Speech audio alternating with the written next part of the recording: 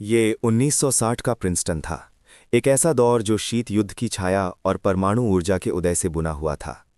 Princeton institute for advanced study के उस कार्यालय में, जो पुरानी किताबों की खुशबू और स्याही की सुगंध से भरा था, भौतिक विज्ञानी फ्रीमैन डायसन खिड़की के बाहर गहरे रात के आकाश को निहार रहे थे। उस समय दुनिया उथल-पुथल में थी। आयरन कर्टन के दोनों ओर से उपग्रह एक दूसरे से आगे निकलने की होड़ में आकाश को चीर रहे थे, और मनुष्य खामोशी को चीरने वाली बिजली की चमक की तरह सभ्यता के विकास की अंतिम सीमाओं का संकेत दे रहा था। डायसन की परिकल्पना कोई मनमौजी कल्पना नहीं थी, बल्कि ये ऊष्मागतिकी के दूसरे नियम पर आधारित थी, जो कि अटल और अकाट्य है। उन्होंने सूक्ष्मता से महसूस किया कि यदि कोई सभ्यता तकनीकी और जनसंख्या दोनों में घातीय वृद्धि करती रहती है, तो ग्रह की सतह पर मौजूद थोड़ी सी ऊर्जा अंततः उसकी विशाल उपापचयी आवश्यकताओं को पूरा करने में असमर्थ होगी। उन्होंने एक ऐसी सभ्यता की कल्पना की जो ग्रहों की सीमाओं से परे थी, जो सितारों से ग्रहों पर बिखरने वाले अरबों में से एक हिस्से के प्रकाश को पकड़ने से संतुष्ट नहीं थी, बल्कि पूरे तारे को घेरने की कोशिश करती थी। हर फोटॉन को सभ्यता को आगे बढ़ाने के लिए ईंधन में बदल देती थी। ये सभ्यता के अस्तित्व के स्थान और ऊर्जा की सीमाओं के बारे में एक भव्य प्रस्ताव था। जब किसी समाज की महत्वाकांक्षा इतनी बड़ी हो जाती है कि ग्रह भी भीड़भाड़ वाले लगने लगते हैं, तो वे अनिवार्य रूप से अपनी नजरें तारे की प्रचुर ऊष्मा की ओर मोड़ेंगे। हालांकि डायसन की आत्मा की गहराई में जो चिंगारी थी, वो वास्तव में 20 से अधिक साल पहले के एक साहित्यिक महाकाव्य से निकली थी। 1937 में ब्रिटिश लेखक ओलाफ स्टैपलडॉन ने विज्ञान कथा महाकाव्य स्टार मेकर प्रकाशित किया। इस कार्य में, जिसे डायसन ने बार बार पढ़ा था और जिसे उन्होंने स्टैपलडॉन स्फीयर कहना अधिक उचित समझा था, ये वर्णन किया गया था कि अनगिनत आकाशगंगाएं प्रकाश जाल से बने जाल से ढके हुई थीं, और ये जटिल संरचनाएं सितारों से निकलने वाली सभी ऊर्जा को पकड़ लेती थीं, जिसका उपयोग अंतरतारकीय बुद्धिमान जीवन को बनाए रखने के लिए किया जाता था। डायसन ने इस काव्यात्मक साहित्यिक भविष्यवाणी को एक कठोर वैज्ञानिक भविष्यवाणी में बदल दिया। उन्होंने बताया कि यद्यपि द्रव्यमान संरक्षण का नियम तारे को घेरने वाले एक ठोस खोल की अनुमति नहीं देता, फिर भी अनगिनत ऊर्जा संग्रह उपकरणों से बना एक झुंड या बादल पूरी तरह से संभव है। अपने शोध पत्र में डायसन ने शांतिपूर्वक तर्क दिया कि यद्यपि ये विशाल इंजीनियरिंग तारे के दृश्य प्रकाश को अस्पष्ट कर देगी, फिर भी ऊर्जा संरक्षण के अनुसार सभ्यता द्वारा ऊर्जा के उपयोग के बाद उत्पन्न अपशिष्ट ऊष्मा अनिवार्य रूप से अवरक्त प्रकाश के रूप में अंतरिक्ष में वापस उत्सर्जित होगी। इसका अर्थ है कि यदि ब्रह्मांड में वास्तव में अत्यधिक विकसित सभ्यताएं मौजूद हैं, तो हमें केवल उन कमजोर रेडियो संकेतों की तलाश नहीं करनी चाहिए, बल्कि अवरक्त स्पंदन की तलाश करनी चाहिए, जो ठंडे ब्रह्मांडीय पृष्ठभूमि में असामान्य रूप से गर्म आभा उत्सर्जित करते हैं। ये एक सभ्यता के सांस लेने की ताल है, एक कृत्रिम संरचना द्वारा तारे को कसकर गले लगाने के बाद बची हुई अवशिष्ट ऊष्मा है। इस अवधारणा ने न केवल उस समय की बाह्य स्थलीय सभ्यताओं की खोज की स्थापित सोच को तोड़ दिया, बल्कि मानव की दृष्टि को जमीनी निगरानी स्टेशनों से उठाकर पूरी आकाशगंगा की ऊष्मा गतिकी की विशेषताओं की जांच तक पहुंचा दिया, जिससे आकाशगंगा स्तरीय ऊर्जा संग्रह और ब्रह्मांडीय सभ्यता की सीमाओं की हमारी शाश्वत खोज शुरू हुई।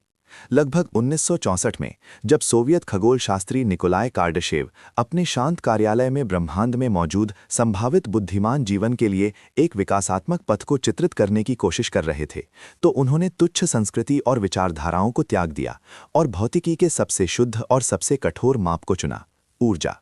ये पैमाना, जिसे बाद में कार्डाशेव पैमाना के नाम से जाना गया, न केवल सभ्यता की शक्ति का एक माप है, बल्कि ये भी एक शानदार महाकाव्य है कि कैसे जीवन एंट्रोपी वृद्धि का सामना करता है और तारे की धूल से संप्रभुता प्राप्त करता है। अपने मन में एक प्रकार आई सभ्यता की कल्पना करें। ये एक ग्रह स्तरीय सभ्यता है, जिसने अपने ग्रह की हर धड़कन को पूरी तरह से वश में कर लिया है। जब हम ऐसी सभ्यता के क्षेत्र में प्रवेश करते हैं, तो आप महसूस करेंगे कि वायुमंडल में नियंत्रित मानसून बह रहा है, भूपरपटी की गहराई में भूतापीय ऊर्जा शहरों की धड़कन में बदल गई है, और महासागरों का ज्वार भाटा एक पेंडुलम की तरह अरबों लोगों के जीवन को सटीक रूप से शक्ति प्रदान कर रहा है। ये सभ्यता लगभग 10 की 16वीं घात वाट ऊर्जा को नियंत्रित कर सकती है, जो पृथ्वी की सतह पर पड़ने वाली सभी धूप के कुल योग के बराबर है। इस समय मनुष्य भोर से पहले की छाया में है। कार्ल सागर ने अनुमान लगाया था कि हम केवल 0.72 स्तर पर हैं। हम अभी भी करोड़ों साल पहले दबे हुए प्राचीन जैविक अवशेषों, जीवाश्म ईंधन पर निर्भर हैं, जो ब्रह्मांडीय पैमाने पर आदिम और अनाड़ी लगता है, जैसे ठंड में कमजोर लौ को पकड़े हुए। एक यात्री हालांकि जब सभ्यता की महत्वाकांक्षा ग्रह के गुरुत्वाकर्षण के गहरे कुएं को पार कर जाती है, तो संसाधनों की ये लालसा एक गुणात्मक छलांग को जन्म देगी। यही प्रकार आई से प्रकार 2 सभ्यता की ओर बढ़ने का महत्वपूर्ण मोड़ है। जनक तारे की संपूर्ण विकिरण ऊर्जा पर सटीक नियंत्रण। ये अब केवल तकनीकी सुधार नहीं है, बल्कि आकाशगंगा की संरचना का एक पुनर्गठन है। कल्पना कीजिए, एक सभ्यता तारे की कुल विकिरण का केवल 2 अरबवां हिस्सा प्राप्त करने से संतुष्ट नहीं है, बल्कि पूरे तारे को अपने पंखों के नीचे लपेटने का फैसला करती है। यही डायसन स्फीयर सिद्धांत का मूल है, प्रकार 2 सभ्यता का ऊर्जा मील का पत्थर। ये एक ऐसा समाज है जो 10 की 26वीं घात वॉट ऊर्जा को जुटा सकता है, जिसका ऊर्जा स्तर ग्रह स्तरीय सभ्यता का 100 अरब गुना है। हमारी दृष्टि में वो तारा जो कभी आकाश में ऊंचा लटकता रहता था, एक अविस्मरणीय दिव्य अग्निगोला था, अब इस प्रकार की सभ्यता के हाथों में एक रिएक्टर कोर बन गया है। ऐसी सभ्यता का अवलोकन करने पर आप पाएंगे कि मूल रूप से चमचमाते तारे का प्रकाश दृश्य प्रकाश बैंड में धीरे धीरे मंद हो जाता है और यहाँ तक कि पूरी तरह से गायब हो जाता है, जिसकी जगह ब्रह्मांडीय पृष्ठभूमि में धड़कने वाली भारी और गहरी तापीय ऊर्जा की विशेषता ले लेती है। ऊष्मा गतिकी के दूसरे नियम के अनुसार ऊर्जा के किसी भी रूप के रूपांतरण से अपरिहार्य रूप से अपशिष्ट ऊष्मा उत्पन्न होगी। जब एक प्रकार 2 सभ्यता डायसन स्फीयर का उपयोग करके तारे के हर फोटॉन को रोकती है, तो अत्यंत जटिल गणना, विनिर्माण या स्थानिक छलांग लगाने के लिए ये विशाल ऊर्जा अंततः मध्य से दूर अवरक्त प्रकाश के रूप में ठंडे ब्रह्मांड के गहरे अंतरिक्ष में उत्सर्जित होती है। यही वो अवरक्त स्पंदन है जिसकी हम खगोलीय अवलोकन में तलाश करते हैं। अवरक्त दूरबीन की दृष्टि में ये सभ्यता अब एक बिंदु जैसे प्रकाश धब्बे के रूप में नहीं, बल्कि एक विशाल गोले के रूप में है जो गर्म आभा फैलाता है, जैसे कि तारकीय कब्रिस्तान में सांस लेने वाली जीवन की अग्नि। भूपर्पटी में कोयले और पेट्रोलियम पर निर्भरता से लेकर तारे के चारों ओर फोटॉन को पकड़ने के लिए एक विशाल जाल बुनने तक कार्डेशेव पैमाना हमें दिव्यता की ओर ले जाने वाली सीढ़ी दिखाता है। हर स्तर पर चढ़ना सभ्यता की वक्त की लोच में ज्यामितीय वृद्धि का अर्थ है प्रकार 1 सभ्यता एक उल्कापिंड गिरने से नष्ट हो सकती है, लेकिन प्रकार 2 सभ्यता के पास पहले से ही आकाशगंगा को नया रूप देने की शक्ति है। वे अब पर्यावरण के कैदी नहीं हैं, बल्कि ब्रह्मांड के नियमों के लेखक हैं। इस ठंडी और बंजर स्थानिक कालिक पृष्ठभूमि में ये लगातार बाहर की ओर फैलते ऊर्जा के निशान एक प्रजाति का अंतिम प्रमाण है, जो सामान्यता को अस्वीकार करती है और अनंतता के साथ सहअस्तित्व में रहने की कोशिश करती है। गहरे और लगभग पूर्णतः स्थिर निर्वात ब्रह्मांड में ऊर्जा का एक खेल खामोशी से चल रहा है। जब एक प्रकार सभ्यता की ओर बढ़ने वाली प्रजाति डायसन स्फीयर बनाने का फैसला करती है, तो वे न केवल अंतरिक्ष पर सामग्री से लड़ रहे होते हैं, बल्कि ब्रह्मांड के सबसे कठोर और सबसे समझौता न करने वाले अकाउंटेंट ऊष्मा गतिकी के नियमों को भी चुनौती दे रहे होते हैं। ये एक ऐसा युद्ध है जिसमें 100% जीतना तय नहीं है, क्योंकि ब्रह्मांड में एक लोहे जैसा नियम मौजूद है। ऊर्जा न तो बनाई जा सकती है और न ही नष्ट की जा सकती है, ये केवल रूपांतरित होती है और हर रूपांतरों को एंट्रोपी वृद्धि को एक महंगा कर चुकाना पड़ता है।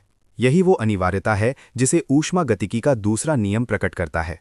उस मोटी और भव्य संरचना की कल्पना करें, चाहे वो अनगिनत सौर पैनलों से बना एक बादल हो या एक बंद ठोस खोल हो। जब वो तारे द्वारा छोड़ी गई हर जूल प्रकाश ऊर्जा को लालच से निगलता है, तो आंतरिक संरचना अनिवार्य रूप से गर्म हो जाएगी। ऊर्जा संरक्षण के नियम के अनुसार डायसन स्फीयर के भीतर की जटिल क्रियाएं, चाहे वो ग्रह स्तरीय कंप्यूटरों की गणना बनाए रखना हो या आकाश गंगाओं में फैले स्टारगेट को, अंततः अधिकांश ऊर्जा को निम्नतम रूप में बदल देंगी, ऊष्मा।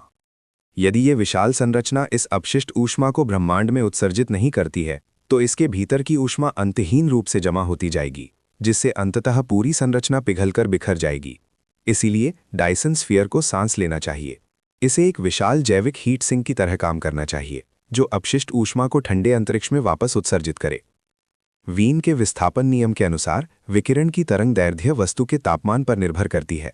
तारे की सतह का तापमान हजारों डिग्री होता है, इसलिए इसकी ऊर्जा चमकीले दृश्य प्रकाश बैंड में केंद्रित होती है। हालांकि जीवन या सटीक मशीनों के अस्तित्व के लिए डायसन स्फीयर की सतह का तापमान आमतौर पर मानव रहने योग्य कमरे के तापमान के करीब लगभग 20 से 300 डिग्री सेल्सियस के बीच बनाए रखा जाता है। ऐसे तापमान पर डायसन स्फीयर द्वारा उत्सर्जित अपशिष्ट ऊष्मा अब चकाचौंध भरी सुनहरी चमक के रूप में प्रस्तुत नहीं होती है, बल्कि मध्य अवरक्त प्रकाश में बदल जाती है, जो नग्न आंखों से दिखाई नहीं देती, एक भूतिया रूप धारण कर लेती है। ये एक अत्यंत अजीब दृश्य चमत्कार पैदा करता है। एक सामान्य ऑप्टिकल दूरबीन में वो तारा शायद अंधेरे में पूरी तरह से गायब हो गया हो, या केवल एक कमजोर और मंद प्रकाश छाया के रूप में चमक रहा हो। लेकिन गर्मी संकेतों का पता लगाने वाली अवरक्त दूरबीन की आंखों में वो एक विशाल धीरे धीरे धड़कने वाला अवरक्त प्रकाश स्रोत होता है। ये रात में एक अदृश्य भट्ठी की तरह है। हालांकि लपटें दिखाई नहीं देती, फिर भी अंतरिक्ष को भेदने वाली गर्मी महसूस की जा सकती है। जब हम वाइड फील्ड इंफ्रारेड सर्वे उपग्रह उपयोग करके दूर के अंधेरे में झांकते हैं तो हम इसी अवरक्त स्पंदन की तलाश करते हैं। वो तारे के प्राकृतिक विकास की अवशिष्ट चमक नहीं है, बल्कि एक उच्च बुद्धिमान सभ्यता द्वारा ऊर्जा के उन्मत्त संग्रह के बाद उत्सर्जित होने वाला तापीय अवशेष है। ये अद्वितीय स्पेक्ट्रल विशेषता अंतरिक्ष समय के पर्दे पर ब्रह्मांडीय सभ्यताओं द्वारा छोड़ी गई गर्म उंगली के निशान की तरह है। भले ही वे अपने निशान मिटाने की कोशिश करें, ऊष्मागतिकी की अनिवार्यता से उत्पन्न ये अपशिष्ट ऊष्मा का उत्सर्जन पूरे आकाशगंगा में उनकी उपस्थिति की घोषणा करेगा। ठंडी दृश्य प्रकाश छाया के पीछे मध्य अवरक्त प्रकाश एक सभ्यता के चरमोत्कर्ष की सांस और लय को बताता है। ये सूर्य को निगलने वाला एक विशाल जीव है जो ऊर्जा को पचाते समय ब्रह्मांड में एक गहरी सांस छोड़ता है। जब हम तारों से भरे आकाश को निहारते हैं तो डायसन स्फीयर की हमारी कल्पना अक्सर एक विशाल धातु के गोलाकार खोल की होती है जो अंडे के खोल की तरह चिकना होता है और तारे को कसकर लपेटे रखता है। हालांकि लोकप्रिय विज्ञान कथाकृतियों में मौजूद ये शानदार तस्वीर भौतिकी की कठोर जांच के तहत एक इंजीनियरिंग आपदा है जिसका विनाश तय है। डायसन शेल नामक ये ठोस संरचना सामग्री की शक्ति की सीमाओं से बंधी है। भले ही मनुष्य कार्बन नैनो ट्यूब की ताकत से भी परे जादुई पदार्थ विकसित कर ले, फिर भी तारे के शक्तिशाली गुरुत्वाकर्षण द्वारा उत्पन्न असमान तनाव का सामना करना मुश्किल होगा। ये एक खाली खोल की तरह है जिसमें सहारा नहीं है। एक बार केंद्रीय तारे में थोड़ा सा भी विस्थापन होता है तो विशाल गोला अभिकेंद्रीय बल की कमी के कारण हिल जाएगा, बिखर जाएगा और अंत में केंद्र में उस धधकते आग के सागर में गिर जाएगा। इसलिए वास्तविक डायसन स्फीयर एक ठंडा स्थिर पात्र नहीं है, बल्कि एक भव्य, सुंदर और कभी ना रुकने वाली कक्षीय बैले हैं। हमें अपनी दृष्टि को सुधारना होगा और अनगिनत स्वतंत्र इकाइयों से बने डायसन क्लाउड पर ध्यान केंद्रित करना होगा। कल्पना कीजिए, भट्ठी की तरह दहाड़ते तारे के चारों ओर कोई मृत धातु का टुकड़ा नहीं है, बल्कि अरबों बल्कि खरबों की संख्या में सूक्ष्म संग्राहक हैं। उनमें से हर एक तारकीय पवन में नाचती हुई चांदी के शल्क की तरह है, टिड्डी के पंखों जितना हल्का, जिसकी सतह पर प्रकाश विद्युत संवेदी पतली फिल्म चढ़ी होती है जो फोटॉन को अधिकतम सीमा तक पकड़ सकती है, या उच्च दक्षता वाले परावर्तक दर्पण जो धूप में ठंडी चमक बिखेरते हैं। ये संग्राहक बेतरतीब ढंग से तैरते नहीं हैं, बल्कि अत्यधिक सटीक गुरुत्वाकर्षण एल्गोरिथम के मार्गदर्शन में एक दूसरे को काटती हुई केप्लर कक्षाओं के साथ एक अर्धपारदर्शी टिड्डी के पंखों जैसी ऊर्जा झिल्ली बुनते हैं। जब आप इस बादल समूह के बीच होते हैं तो आप एक विस्मयकारी गतिशील संतुलन महसूस करेंगे। हर संग्राहक गुरुत्वाकर्षण के साथ एक खेल खेल रहा होता है। तारे का गुरुत्वाकर्षण उन्हें रसातल में खींचने की कोशिश करता है, जबकि संग्राहक की तीव्र गति से चलने वाली अपकेंद्रीय बल और तारे के फोटोनों से आने वाला कमजोर विकिरण दबाव उस भारी खिंचाव को सटीक रूप से रद्द कर देता है। ये संतुलन उन्हें तारे से करोड़ों किलोमीटर दूर रहने देता है, जैसे डरे हुए फिर भी व्यवस्थित जुगनुओं का झुंड जो अंतरिक्ष में सुंदर चाप बनाते हैं। ये एक कठोर पिंजरा नहीं है, बल्कि एक जीवित, लचीला पारिस्थितिकी तंत्र है। संग्राहक एक सुरक्षित सामाजिक दूरी बनाए रखते हैं ताकि संकीर्ण कक्षाओं में विनाशकारी टक्करों से बचा जा सके और साथ ही तारे से बाहर फैलने वाली ऊर्जा को अधिकतम सीमा तक अवरुद्ध कर सकें। दूर के ब्रह्मांड से देखने पर यह तारा अब वो तेज, चकाचौंध वाला प्रकाश बिंदु नहीं है। इसका दृश्य प्रकाश अनगिनत टुकड़ों से बने इस बादल समूह की परतों द्वारा फिल्टर और अवशोषित होता है। जैसे जैसे ऊर्जा के लिए सभ्यता की लालसा बढ़ती जाती है, बादल समूह का घनत्व भी बढ़ता जाता है। तारे का मूल रूप से चमकीला सफेद प्रकाश धीरे धीरे मंद और लाल होता जाता है, जिसकी जगह अवरक्त प्रकाश बैंड में धड़कने वाली एक गहरी सांस ले लेती है। ये अवरक्त स्पंदन ही सभ्यता के अस्तित्व की सांस है, जो अरबों खरबों संग्राहकों द्वारा ऊर्जा को अवशोषित करने के बाद अपशिष्ट ऊष्मा को धीरे धीरे अंतरिक्ष में वापस छोड़ने की ऊष्मागतिकी विशेषता है। ये टुकड़ों से बना एक चमत्कार है।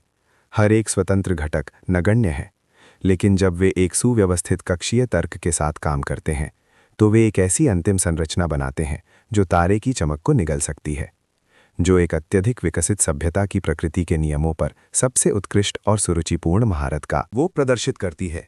असीमित स्याही की तरह गहरे अंतरिक्ष में हम अपनी दृष्टि को धीरे धीरे सूर्य के सबसे करीब के उस बंजर चट्टानी ग्रह बुध ग्रह की ओर मोड़ते हैं, जो लंबे समय से अत्यधिक गर्मी और अत्यधिक ठंड के बीच झुलसा हुआ है।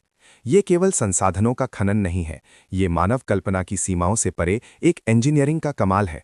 हम ग्रह की सतह पर साधारण ठिकाने नहीं बना रहे हैं, बल्कि पूरे ग्रह को निर्माण सामग्री के रूप में उपयोग कर रहे हैं, ताकि एक पूर्ण और शानदार विघटन किया जा सके। यहाँ पृथ्वी पर हवा के झोंकों का कोलाहल नहीं है, ना ही वायुमंडल की कोई बाधा है। केवल तारकीय पवन खामोशी से सूखे और गड्ढों से भरे क्रेटरों पर बहती है। इस शाश्वत शांति में अनगिनत स्वचालित खनन मशीनों के झुंड, एक अनुशासित लोहे की चींटियों के झुंड की तरह, बुध की धातु समृद्ध गहरे भूरे रंग की आदिम भूपरपटी पर चुपचाप फैल गए हैं, जिससे आकाशगंगा को नया रूप देने की प्रस्तावना शुरू हुई है। कल्पना कीजिए, जब तारे की पहली सुबह की किरण उस ऊबड़-खाबड़ क्षितिज को पार करती है, तो वो कोई कोमल चमक नहीं होती, बल्कि आदिम हिंसा से भरी शुद्ध तापीय ऊर्जा होती है, जो पल भर में स्टील को पिघला सकती है।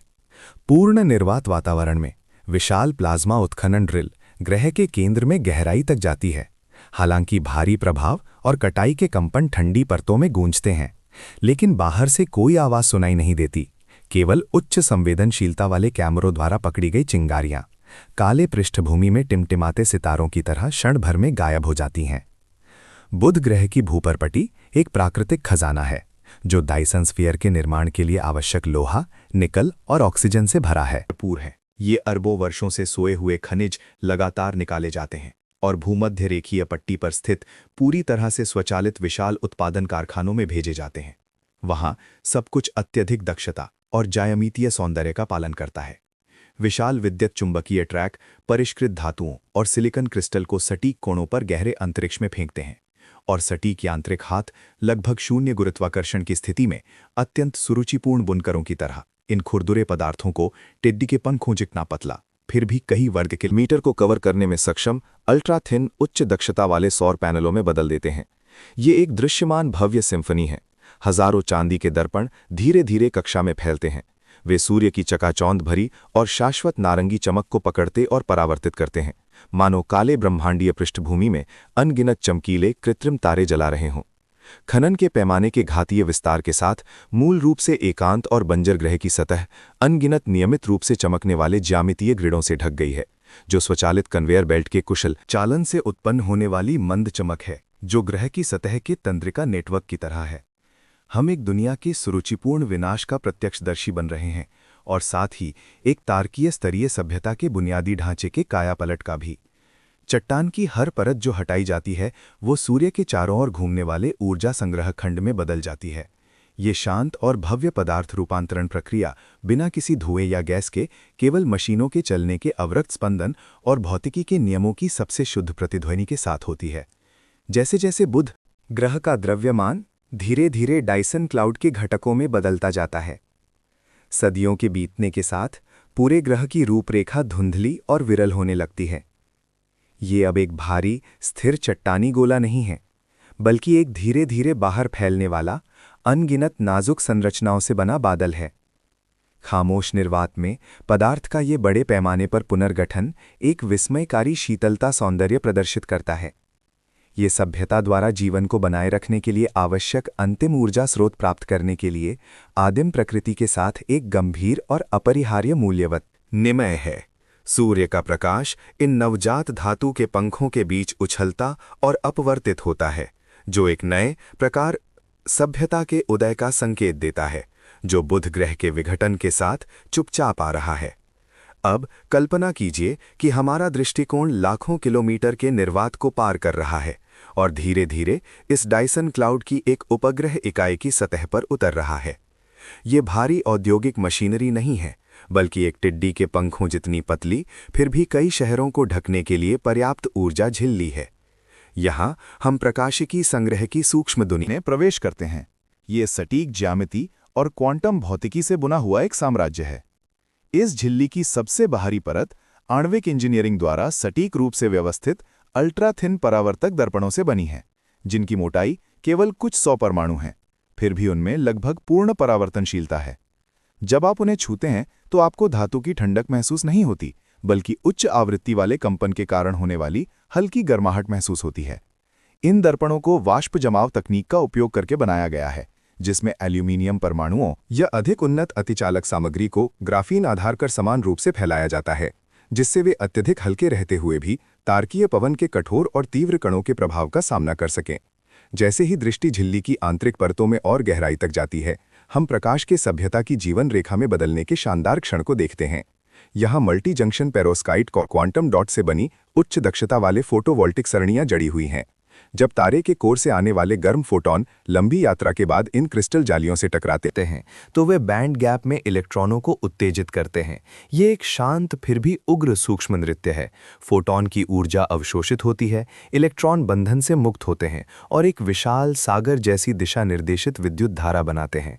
ये रूपांतरण प्रक्रिया बिना किसी नुकसान के नहीं होती है, लेकिन प्रकार 2 सभ्यता की उत्कृष्ट तकनीक के तहत मल्टीफोटॉन अवशोषण और वाहक तापीकरण प्रबंधन को भौतिक सीमाओं तक धकेल दिया गया है, जिससे ये झिल्ली पराबैंगनी बैंड से लेकर दूर अवैध तक की हर ऊर्जा को पकड़ पाती है। आप उस गहरे अर्धचालक संरचना में देख सकते हैं कि इलेक्ट्रॉन प्रवाह एक उमड़ती सूक्ष्म नदी की तरह अतिचालक नैनो सर्किट के साथ खामोशी से बह रहा है और अंततः आकाशगंगाओं को रोशन करने के लिए पर्याप्त विशाल विद्युत शक्ति में परिवर्तित हो रहा है। और स्थूल व्यवस्था में खरबों की संख्या में संग्रह इकाइयां बेतरतीब ढंग से नहीं फैली हुई हैं, बल्कि सख्त कक्षीय यांत्रिकी और झुंड बुद्धिमत्ता का पालन करते हुए व्यवस्थित की गई हैं। वे अंतरिक्ष में एक कभी न रुकने वाली सुनहरी बैले की तरह है।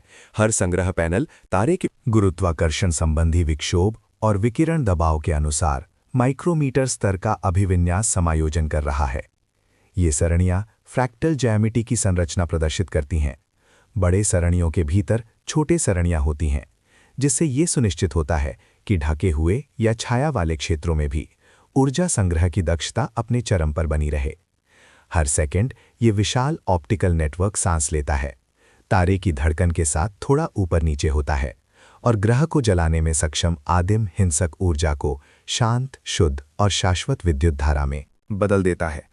ये केवल भौतिकी की जीत नहीं है, बल्कि ब्रह्मांड के मूलभूत नियमों पर बुद्धिमान सभ्यता का सबसे उत्कृष्ट उपयोग है, जो सूक्ष्म परमाणु व्यवस्था को एक स्थूल आकाशगंगा के महाकाव्य में बदल देता है। जब आप इस ठंडी इंद्रधनुषी चमक वाली संरचना को निहारते हैं तो आप समझेंगे कि यही वो ठोस आधारशिला है जिस पर सभ्यता ने कमी के युग को पार किया और ब्रह्मांड की गहराई में आगे बढ़ी। आइए अपनी दृष्टि को दूर ले जाकर आकाशगंगा के किनारे एक शांत और शाश्वत अवलोकन बिंदु पर आएं। यहाँ से देखने पर समय को अब मानव के छोटे से दिन और रात से नहीं मापा जाता, बल्कि ये तारकीय स्पेक्ट्रम में माइक्रोमीटर स्तर की आवृत्ति शिफ्ट में बदल गया है, जो कई सदियों की एक महान रचना को दर्ज कर रहा है। इस गहरे निर्वात के पर्दे के नीचे उपग्रह सरणियों के पहले समूह का प्रक्षेपण इतना शांत और विनम्र लगता है।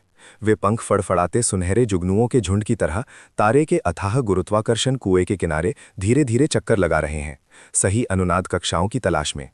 अल्ट्राथिन कार्बन फाइबर और तरल धातु दर्पण से बने ये लाइट सेल तारकीय पवन के खामोश बहाव में हल्के से कांपते हैं और पहली बार उस उमड़ती आदिम ऊर्जा को जानबूझकर गहरे अंधेरे अंतरिक्ष की ओर निर्देशित करते हैं।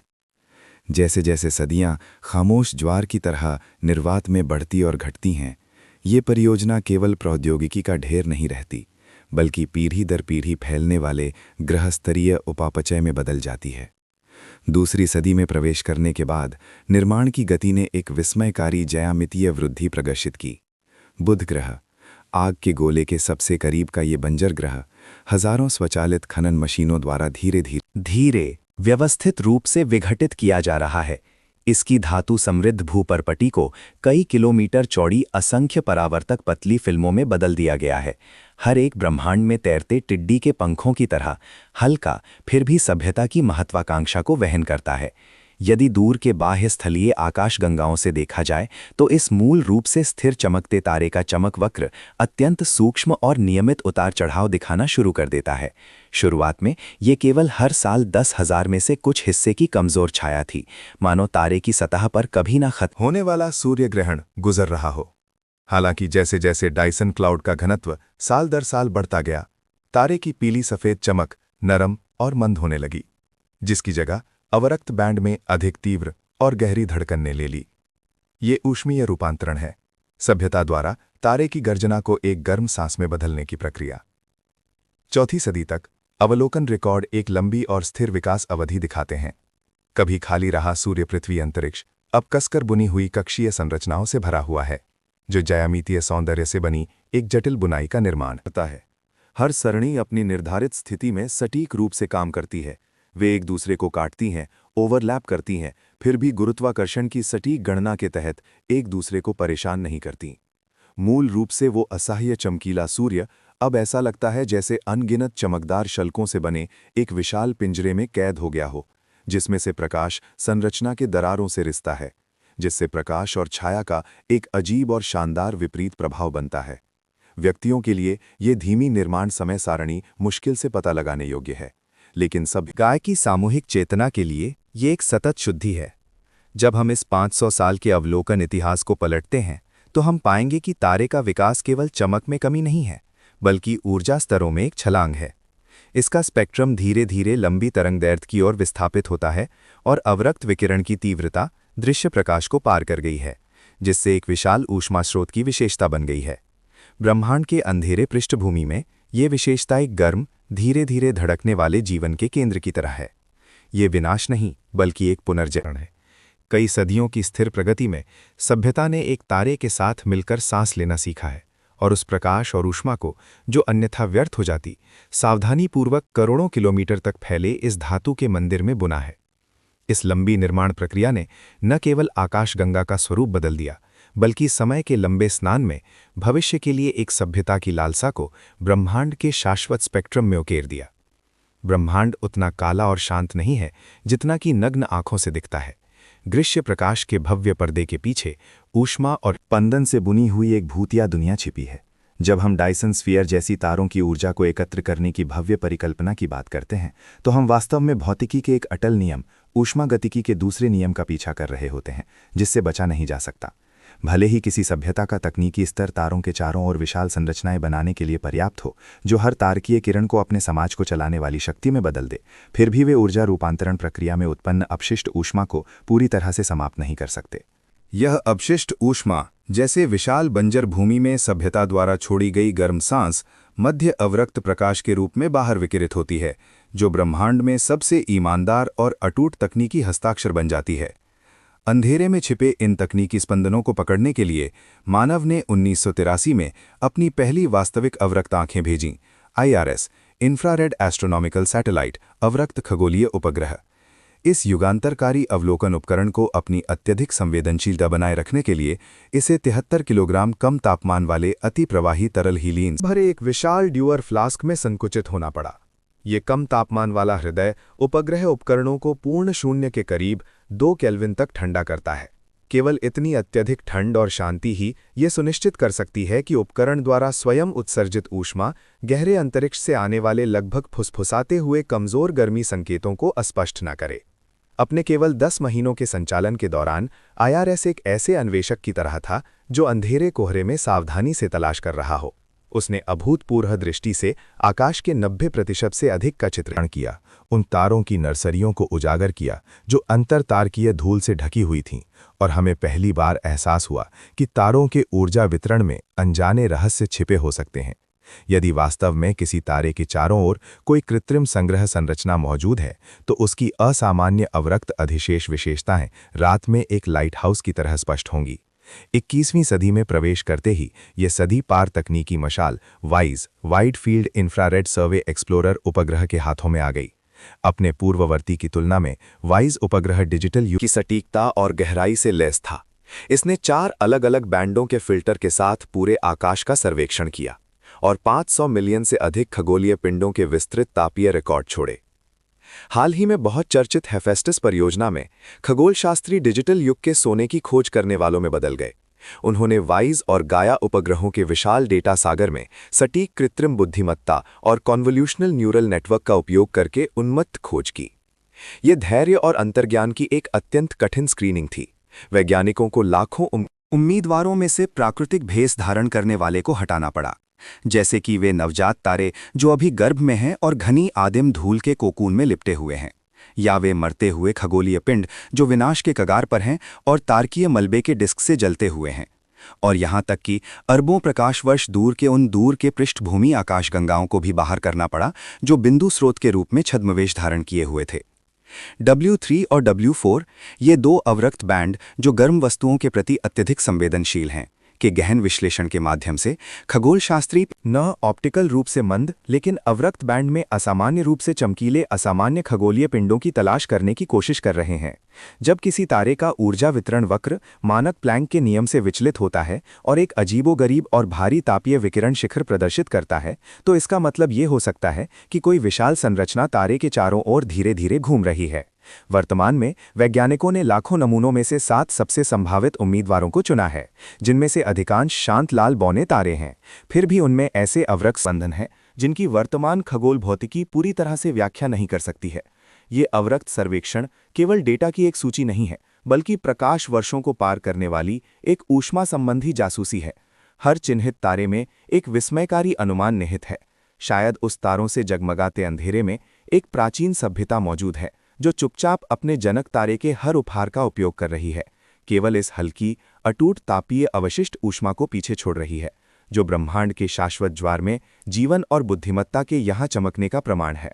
आइए हम अपनी दृष्टि हंस तारामंडल के उस गहरे और एकांत तारकीय सागर की ओर मोड़ें, जहां पृथ्वी से लगभग 1400 प्रकाश वर्ष दूर एक सामान्य दिखने वाला फिर भी अत्यंत अशांत तारा छिपा हुआ है, KIC 8462852, जिसे खगोल विज्ञान जगत में टैबी का तारा के नाम से जाना जाता है। ये तारा मूल रूप से केपलर अंतरिक्ष दूरबीन की निगरानी सूची में लाखों प्रकाश बिंदुओं में से एक था, लेकिन 2015 में खगोलशास्त्री टैबेथा बोयागियन ने उबाऊ अवलोकन डेटा में एक विस्मयकारी असामान्यता की खोज की। 4 साल की निरंतर निगरानी के दौरान इस तारे की चमक बहुत ही रहस्यमय ढंग से व्यवहार करती थी। ये सामान्य ग्रहों के पारगमन की तरह नियमित और हल्की, लगभग 1% की सममितीय मंदता नहीं दिखाती थी, बल्कि अनियमित और तीव्र उतार चढ़ाव वाली तेज गिरावट दिखाती थी। कुछ क्षणों में इसकी चमक 15% और यहाँ तक कि 22% तक गिर गई। ये चौंकाने वाला परिवर्तन दर्शाता है कि उस दूर के तारे के सामने कोई विशाल वस्तु मौजूद है जो तारे के 5वें हिस्से को ढकने के लिए पर्याप्त है। हवा में वैज्ञानिक खोज के शुरुआती दिनों का वो रोमांच और उत्तेजना ना व्याप्त थी। जब शोध दल ने इन आंकड़ों को स्क्रीन पर फैलाया तो वे टूटी हुई दांतेदार चमक वक्र ब्रह्मांड द्वारा हमें भेजा गया एक अनसुलझा एन्क्रिप्टेड पत्र जैसा था। इस घटना के संबंध में वैज्ञानिक जगत में एक सुरुचिपूर्ण और तर्कसंगत बहस शुरू हुई। अकादमिक जगत के निष्पक्ष मंच पर प्रकृतिवादी परिकल्पना सबसे पहले सामने आई। वैज्ञानिकों ने विशाल खंडित धूमकेतुओं के झुंड या ग्रहों के टकराव से उत्पन्न अनियमित धूल के बादलों की कल्पना की। उनका मानना था कि ये छोटे अंतरतारकीय कण कक्षा में घूम रहे थे जो तारे के प्रकाश को रोक रहे थे, जिससे ये व्याख्या हुई कि बहुबैंड अवलोकन में कम तरंगदैर्घ्य वाला नीला प्रकाश लाल प्रकाश की तुलना में अधिक आसानी से बिखरता और कमजोर होता है। डेटा से पता चला कि इस मंदता प्रक्रिया में किसी हद तक वर्ण विक्षेपण था, जो ब्रह्मांडीय धूल का अद्वितीय भौतिक फिंगरप्रिंट है, जो ये संकेत देता है कि अवरोधक पूरी तरह से ठोस नहीं हो सकता है, बल्कि कोई नाजुक धुंधला पदार्थ हो सकता है। हालांकि एक और अधिक महत्वाकांक्षी परिकल्पना भी सामने आई, जिसने अनगिनत विज्ञान कथा प्रेमियों और सैद्धांतिक एक भौतिकविदों की धड़कनें बढ़ा दीं। वो डायसन झुंड या डायसन स्फीयर जैसी कृत्रिम संरचना की परिकल्पना थी। खगोलशास्त्री जेसन राइट ने बताया कि चमक में इस तरह का तीव्र और अनियमित परिवर्तन उच्च स्तरीय सभ्यताओं द्वारा निर्मित तारकीय ऊर्जा संग्रह सरणियों के साथ आश्चर्यजनक रूप से मेल खाता है। यदि वो एक निर्माणाधीन अनगिनत विशाल सौर पैनलों से बनी एक झुंड संरचना थी, तो तारे को ढकने का इसका तरीका वास्तव में डेटा में देखी गई अव्यवस्थित वितरण को प्रदर्शित कर सकता था। समर्थकों ने अवरक्त डेटा को सांस रोककर देखा, ऊर्जा रूपांतरण के बाद अनिवार्य रूप से उत्पन्न होने वाली अपशिष्ट ऊष्मा की तलाश में। हालांकि लिन्नकारी निवारकता फिर से आ जाती है। गतिविधि के परिणाम ये सूचित करते हैं कि टाबी का तारा अपेक्षित तीव्र अधिशेष अवरक्त प्रकाश का विकिरण नहीं कर रहा था, जिसने विशाल कृत्रिम संरचना के दावे को गंभीर चुनौती दी, लेकिन बाह्य स्थलीय सभ्यताओं की अत्यंत उच्च ऊर्जा रूपांतरण दक्षता की संभावना पर गहरी चर्चा को भी प्रेरित किया। इस अनंत शांति में टाबी का तारा अभी भी अपनी अद्वितीय लय में चमक रहा है। वो अनियमित चमक परिवर्तन अरबों वर्षों के दौरान तारे की तीव्र सांस लेने जैसा है। वर्तमान डेटा तुलना हमें एक अद्भुत संज्ञानात्मक सीमा पर ले जाती है। एक ओर वे खंडित बर्फीले धूमकेतु हैं जो ठंडे निर्वात में मौजूद हो सकते हैं और गुरुत्वाकर्षण के प्रभाव में धीरे धीरे विघटित हो रहे हैं। दूसरी ओर ब्रह्मांड की प्रकार 2 सभ्यताओं की भव्य योजना की रोमांटिक कल्पना है। अकादमिक जगत में बहस जीतने या हारने के लिए नहीं है, बल्कि सीमित फोटॉनों में हजारों में से एक सच्चाई को पकड़ने के लिए है।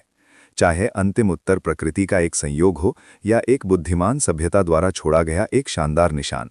टैबी के तारे के चमक परिवर्तन डेटा ने तारकीय प्रणालियों की हमारी समझ को हमेशा के लिए बदल दिया है, जिससे हमें तारों से भरे आकाश को निहारते समय डेटा के पीछे छिपे अनंत संभावनाओं से भरे ब्रह्मांड के सत्य के प्रति और भी अधिक विस्मय होता है। जब हम अपनी दृष्टि को किसी एकल तारे की एकाकी चमक से हटाते हैं और गहरे सागर जैसे शांत अंतरतारकीय बंजर भूमि को पार करते हैं, तो हमारे सामने एक और भी भव्य और विस्मयकारी चित्र धीरे धीरे खुलता है। यह अब किसी ग्रह या सौरमंडल के विकास के बारे में नहीं है, बल्कि पूरी आकाशगंगा में फैली प्रकार 3 सभ्यता का एक शानदार अध्याय है। इस पैमाने पर आकाशगंगा अब केवल प्राकृतिक गुरुत्वाकर्षण से बुने हुए तारों का संग्रह नहीं है, ये एक अधिक सटीक रूप से प्रबंधित ऊर्जा प्रवाह से भरा कार्बनिक जीव है। और हम ये पहचानना सीख रहे हैं कि आकाशगंगा की धड़कन में छिपी हुई बुद्धिमान जीवन की तापीय ऊर्जा का स्पंदन क्या है। वाइड फील्ड इंफ्रारेड सर्वे एक्सप्लोरर की गहरी इलेक्ट्रॉनिक आंखों के माध्यम से ब्रह्मांड पूरी तरह से एक अलग रूप में प्रस्तुत होता है। वैज्ञानिकों ने जीहाट नामक एक महत्वाकांक्षी परियोजना शुरू की है। ये आकाशगंगा से परे के 10 लाख आकाशगंगाओं का एक व्यापक सर्वेक्षण है, जिसका उद्देश्य उन असामान्य अवरक्त चमक को पकड़ना है। डायसन स्फीयर सिद्धांत की अंतिम व्युत्पत्ति के अनुसार यदि कोई सभ्यता कार्डशेव प्रकार 3 स्तर तक विकसित होती है, तो वे केवल एक तारे के पोषण से संतुष्ट नहीं होंगे, बल्कि पूरी आकाशगंगा के पैमाने पर एक अंतहीन बुनाई की तरह खरबों तारों के चारों ओर ऊर्जा संग्रह नेटवर्क स्थापित करेंगे। बुद्धि द्वारा अत्यधिक हस्तक्षेप वाली ऐसी आकाशगंगाओं की स्पेक्ट्रल विशेषताओं में एक सूक्ष्म और गहरा परिवर्तन आएगा। दृश्य प्रकाश बैंड में ये आकाशगंगाएं असामान्य रूप से मंद दिखाई दे सकती हैं, क्योंकि अधिकांश तारकीय प्रकाश अदृश्य डायसन क्लाउड द्वारा बाधित और रूपांतरित हो जाता है। हालांकि ऊष्मागतिकी के दूसरे नियम के अनुसार इस ऊर्जा का उपयोग करने के बाद इसे अंततः अपशिष्ट ऊष्मा के रूप में ब्रह्मांड में वापस उत्सर्जित होना चाहिए। इसलिए अवरक्त प्रकाश के मध्य बैंड में विशेष रूप से 10 से 25 माइक्रोमीटर की तरंगदैर्घ्य पर पूरी आकाशगंगा एक गर्म और स्थिर लालिमा अवरक्त अधिशेष उत्सर्जित करेगी, जिसकी हम तलाश कर रहे हैं। कल्पना कीजिए, जब हम किसी दूर की सर्पिल आकाशगंगा का अवलोकन करते हैं, तो उसकी मूल रूप से ठंडी स्पष्ट चमक में एक भट्ठी की अवशिष्ट ऊष्मा जैसी गहरी लालिमा घुल जाती है। ये अब तारों की नर्सरी में युवा तारों और धूल के टकराव से उत्पन्न तीव्र तापीय ऊर्जा नहीं है, बल्कि एक समान, स्थिर, पूरी आकाशगंगा को कवर करने वाली धीमी धड़कन है। ये धड़कन ऊर्जा वितरण के पुनर्गठन का प्रतीक है। मूल रूप से निर्वात में बिखरने वाले फोटॉन सभ्यता के कारखानों, सर्वरों और आवासीय क्षेत्रों में सटीक रूप से निर्देशित होते हैं और अंततः ब्रह्मांड में कमजोर तापीय ऊर्जा के रूप में लौट आते हैं। यद्यपि वर्तमान स्कैनिंग परिणामों से पता चलता है कि अधिकांश आकाशगंगाएं जो तीव्र अवरक्त विकिरण प्रदर्शित करती हैं, उनके स्रोत अभी भी तारों के तीव्र जन्म या आकाशगंगा के केंद्र में ब्लैक होल की गतिविधि से खोजे जा सकते हैं। लेकिन आकाशगंगाओं में फैली ये खोज अभी खत्म नहीं हुई है। विशाल डेटा में दर्जनों ऐसे असामान्य नमूने हैं जिनकी आसानी से व्याख्या नहीं की जा सकती, जो वे जंगल में अस्पष्ट रूप से चमकती कमजोर रोशनी की तरह हैं, जो हमें ये सोचने के लिए प्रेरित करते हैं, क्या लाखों प्रकाश वर्ष दूर उस पार वास्तव में कोई ऐसी इच्छा शक्ति है जो पूरी आकाशगंगा के ऊर्जा परिदृश्य को धीरे धीरे और दृढ़ता से नया आकार दे रहा है? ये केवल तकनीकी पता लगाने की बात नहीं है, बल्कि सभ्यता के विकास के अंतिम स्वरूप के बारे में एक गहरी बातचीत है, जो हमें आकाशगंगा स्तरीय अवरक्त स्पंदन में भविष्य में मौजूद चमत्कारिक बुद्धि की अवशिष्ट ऊष्मा को देखने का अवसर देती है। आइए हम सब मिलकर उस दूर के गहरे अंतरिक्ष के उस पार चलें और लाखों वर्षों में हुए एक शानदार परिवर्तन को देखें। यहाँ तारा अब अंतरिक्ष में एक अलग, आदिम और प्रचंड ऊर्जा से धधकता हुआ नाभिकीय संलयन का गोला नहीं है। इसे एक अकल्पनीय, अत्यंत भव्य मानव निर्मित विरासत द्वारा पूरी तरह से निगल लिया गया है। ये डायसन स्फीयर संरचना में पूरी तरह से लिपटा हुआ तारकीय परिदृश्य है। ये अब केवल एक ऊर्जा संग्रह कारखाना नहीं है, बल्कि सितारों के सार का सभ्यता द्वारा किया गया एक कलात्मक परिवर्तन है। इस खगोलीय स्तरीय विशाल संरचना के बाहर रे होकर आप एक अभूतपूर्व एकाकीपन और शांति महसूस करेंगे। मूल रूप से रेटिना को जलाने वाली तीव्र चमक को पूरी तरह से अवरुद्ध कर दिया गया है, जिसकी जगह एक ठंडा, भारी और दमनकारी अतिचालक मिश्र धातु का खोल है। दूर से देखने पर यह दृश्य प्रकाश आवृत्ति बैंड में लगभग अदृश्य है, केवल ब्रह्मांड की गहराई में धीरे धीरे चलता हुआ एक काला शून्य जैसा लगता है। हालांकि यदि हम अवरक्त दृष्टि पर स्विच करते हैं तो दृश्य में एक अद्भुत परिवर्तन होगा। पूरा गोला एक धुंधला और स्थिर गहरा अवरक्त स्पेक्ट्रम उत्सर्जित कर रहा है। ऐसा जो वीन के विस्थापन नियम का पालन करने वाला सटीक तापीय प्रबंधन के साथ कम तापमान वाले ब्लैक बॉडी विकिरण का बंधन है, जिसकी सतह का तापमान लगभग 300 केल्विन के आसपास बनाए रखा जाता है, जैसे एक शाश्वत सर्दी में चुपचाप धड़कता हुआ गर्म हृदय। ये कमजोर अवरक्त विशेषता कार्डशेव प्रकार 2 सभ्यता द्वारा ठंडे ब्रह्मांड के लिए एक मूक घोषणा है। यहाँ बुद्धिमत्ता ने एंट्रोपी की अराजकता को हरा दिया है। इस खोल की सामग्री साधारण स्टील नहीं है, बल्कि कार्बन नैनोट्यूब, ग्राफीन और कुछ ऐसे विचित्र सुपर मटीरियल से बनी है। बुना हुआ एक अल्ट्रा थिन जाली है जिसे हम अभी तक समझ नहीं पाए हैं। जब आप इसके करीब आते हैं तो आप सतह पर सूक्ष्म और गहरे ज्यामितीय खाँचों को देखेंगे। ये शीतलक के प्रवाह के लिए चैनल हैं और संरचनात्मक स्थिरता बनाए रखने के लिए गुरुत्वाकर्षण कॉम्पनसेटर भी हैं। यहाँ कोई भी फोटॉन बर्बाद नहीं होता है। सभी ऊर्जा इस परिपूर्ण बंद संरचना के भीतर अत्यधिक सटीक परिसंचरण में होती है, और जब हम उस भव्य स्टारगेट को पार करके वास्तव में डायसन स्फीयर के आंतरिक अंतरिक्ष में प्रवेश करते हैं तो सभी इंद्रियां पूरी तरह से पुनर्गठित हो जाएंगी। ये प्रकाश, ज्यामिति और अत्यधिक व्यवस्था से बुनी हुई एक अलग आयाम की दुनिया है। ये मूल रूप से दहाड़ता हुआ विशाल जीव अब गोले के ज्यामितीय केंद्र में शांति से निलंबित है। इसकी उबलती हुई प्लाज्मा की लपटों को सटीक रूप से गणना किए गए शक्तिशाली चुंबकीय क्षेत्रों द्वारा कसकर बांधा गया है। अब कोई अराजक सौर पवन या विनाशकारी सौर ज्वालाएं नहीं हैं।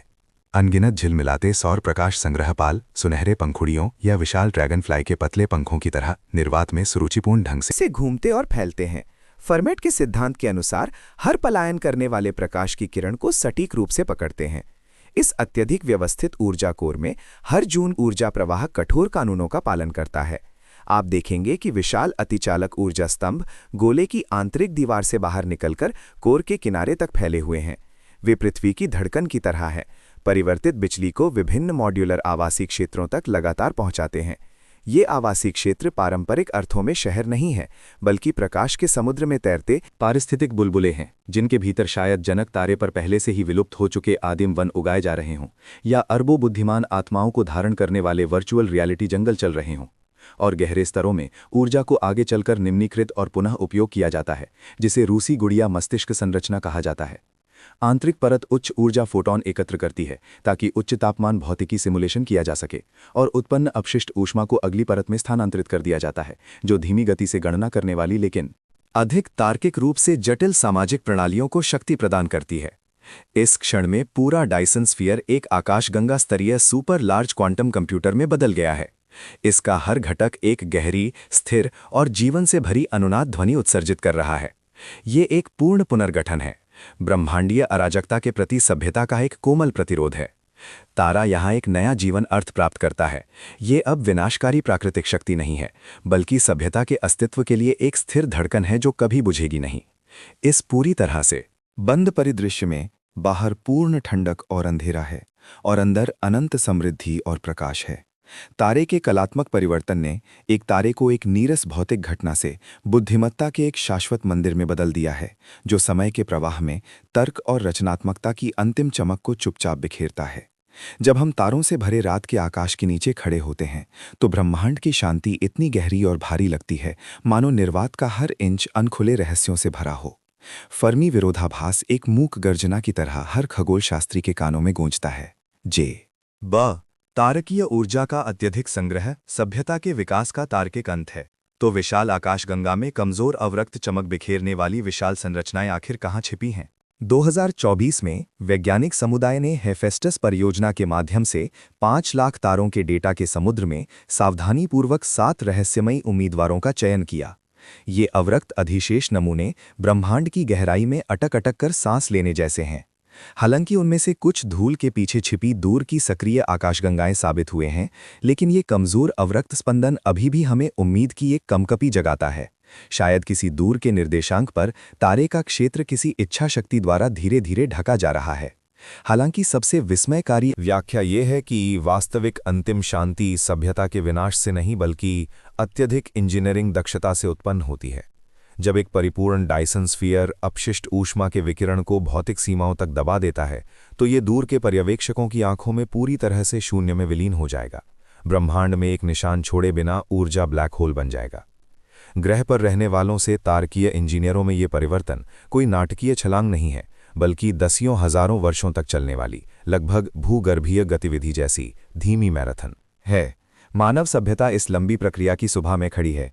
कल्पना कीजिए, आने वाले हजारों वर्षों में हमारे वंशज केवल बंजर भूपरपटी से जीवाश्म निकालने से संतुष्ट नहीं होंगे, बल्कि अपनी नज़रें उस सुनहरी पीली भट्टी की ओर मोड़ेंगे जो प्रति सेकंड अनंत ऊष्मा उत्सर्जित करती है। ये भव्य विघटन परियोजना बुध ग्रह से शुरू होगी। ये झुलसा हुआ, बंजर और अत्यधिक घना ग्रह स्वचालित ड्रोन के अनगिनत झुंडों द्वारा प्यास की तरह परत दर परत अलग किया जाएगा। चट्टानों को पीसा जाएगा, धातुओं को परिष्कृत किया जाएगा और अंततः निर्वात में करोड़ों टिड्डी के पंखों जितने पतले षटकोणीय प्रकाश संग्रह लेंसों में ढाला जाएगा।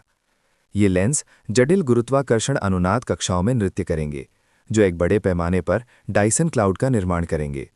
वे कोई ठंडी मृत वस्तु नहीं है, बल्कि सूर्य की सतह को ढकने वाली प्रकाश संश्लेषण झिल्ली की तरह हैं, जो गुरुत्वाकर्षण के ज्वार में धीरे धीरे ऊपर नीचे होते हैं और सूर्य की हर पलायन करने वाली किरण को सटीक रूप से रोकते हैं। हजारों वर्षों के बीतने के साथ संसाधनों की ये लालसा बुध ग्रह से क्षुद्र ग्रह तक फैल जाएगी और अंततः उन विशाल गैसीय ग्रहों तक भी पहुंचेगी। मूल रूप से बंजर सौरमंडल का निर्वात धीरे धीरे धातु की मंद चमक से भर जाएगा, जो लाखों किलोमीटर व्यास का एक जटिल नेटवर्क बनाएगा। उस दूर के युग में पृथ्वी वो एकाकी द्वीप नहीं होगी जिस पर हम जीवित रहते हैं, बल्कि ऊर्जा हृदय के किनारे स्थित एक अनमोल प्राकृतिक विरासत संग्रहालय होगी। मानव चेतना शायद पहले ही शरीर के बंधनों से मुक्त हो चुकी होगी। फोटॉन नेटवर्क के माध्यम से सूर्य के चारों ओर घूमते अनगिनत आवासीय स्थानों में वितरित होगी। तारों चिन्ह के उपग्रहों की तरह हमेशा के लिए घूमना। वहां हम धातु के पैनलों पर तारकीय पवन के गुनगुनाहट को सुन सकेंगे।